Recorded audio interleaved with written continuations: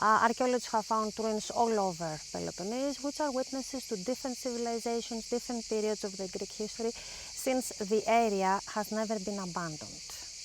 Very fertile, very beautiful, mountains, the sea. So today, with many monuments to tell us about the history, to remind to us how important Peloponnese was. Now, I was brought up reading and being taught these amazing mythological stories of Greece, you know, whether it be the Titans or, you know, the Minotaur or Helen of Troy.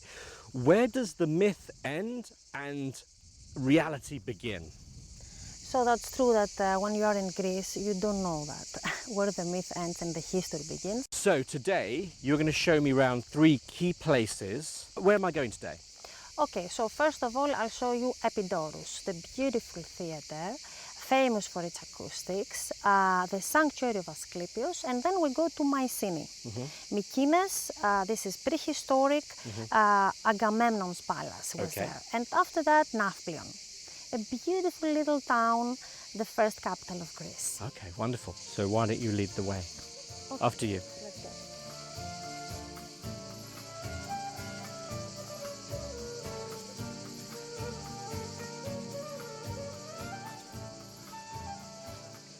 Wow.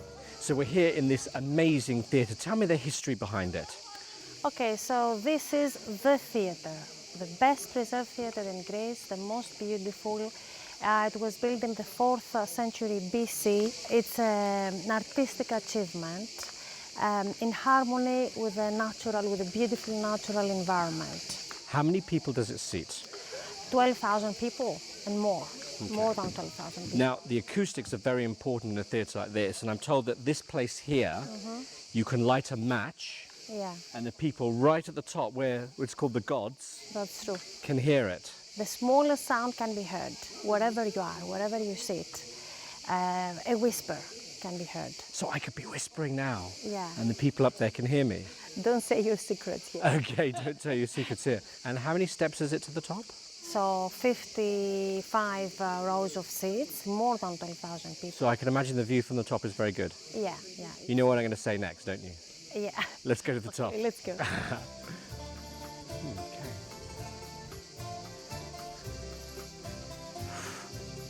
55 steps. Ladies first. Thank you.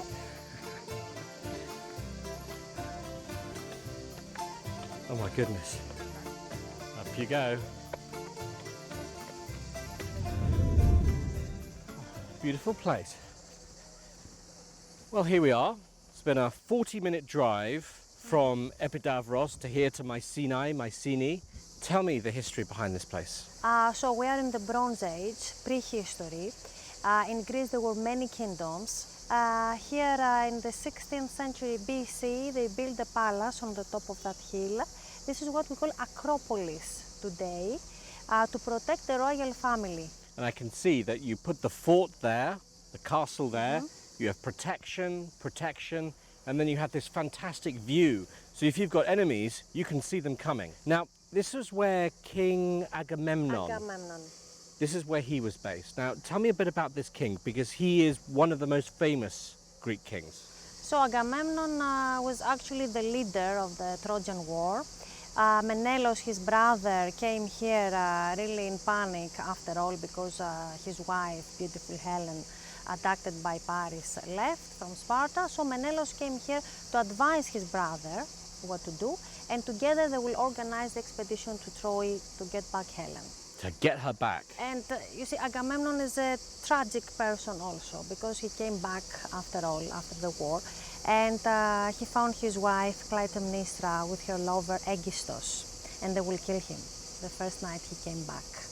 There's a lot of hanky-panky that went on in ancient Greek times. Everyone seemed to be... They love tragedies. They love a Greek tragedy. Right, obviously it's a very, very big site. If there were 2 or 3 things that I should see while I'm here, what would they be?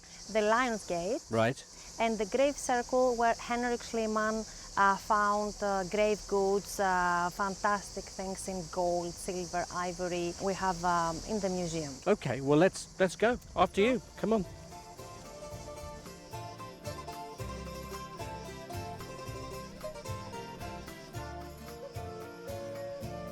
So this is the famous Lion's Gate. Two lions without heads and a pillar in the middle. What does this signify? Exactly. This was probably the emblem of the royal family, the house of Atrides, Agamemnon's family.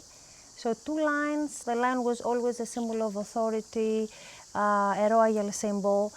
There were lions in Greece in prehistory. What about the heads? Where have they gone? We don't know what happened. Probably they were in gold, silver, bronze, or another stone. Not very strong. And they've just gone. But this is one of the symbols of ancient Greece, and I've seen it here. Okay, let's go. Let's go.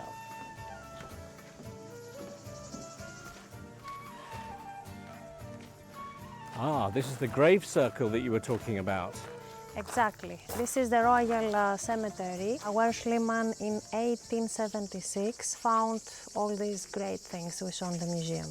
The mask in gold, jewels, fantastic pieces, masterpieces. Well, coming here was a wonderful experience, but Nafplio calls, where I hear they have some of the greatest ice cream in Greece. Yes, homemade ice cream. Even better.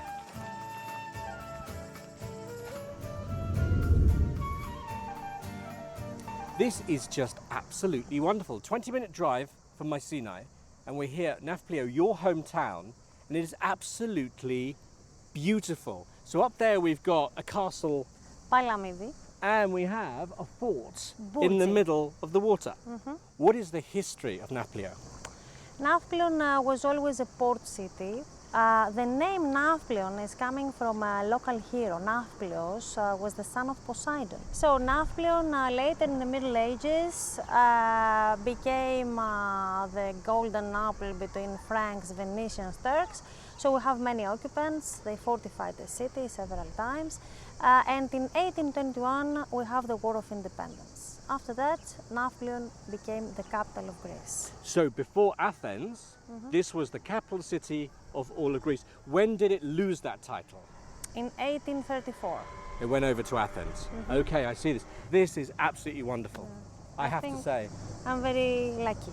Well, I'm very lucky because I've spent the day with you, starting off in Epidaurus, and then obviously going to Mycenae, and finally ending up here in Nafplio, your hometown.